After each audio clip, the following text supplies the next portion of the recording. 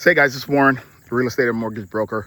I'm outside doing my exercise this morning and trying to answer some of the questions that you send my way. So one of the questions is mistakes first-time home buyers make. All right, so mistakes first-time home buyer makes. And one of the biggest mistakes is not getting their desires under control. So whenever they get pre-approved, then it's always desires over affordability.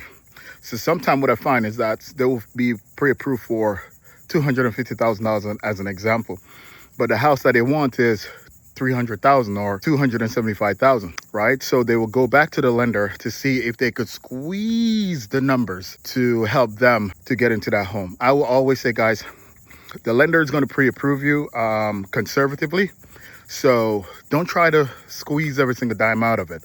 You don't need to spend all the way up to that 250, because at the end of the day, what you're getting pre-approved on or pre-qualify on is your gross income, not your net income, your gross income.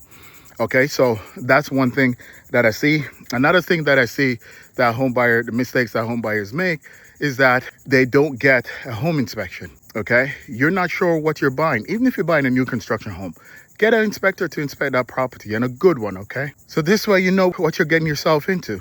Another thing that I see another mistake is that they don't get an experienced realtor. They get family members or friends or who will promise to give them a kickback.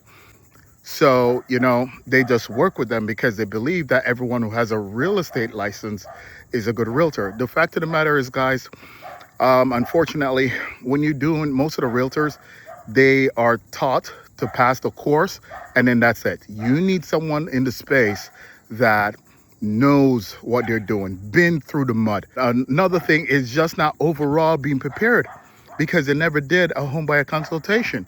So it's ridiculous. But a lot of the times when you reach out to an inexperienced realtor, they would throw you to the lender immediately, because they don't know the question to ask that's going to get you pre-approved or to help you with your position. So it's important to not make these mistakes.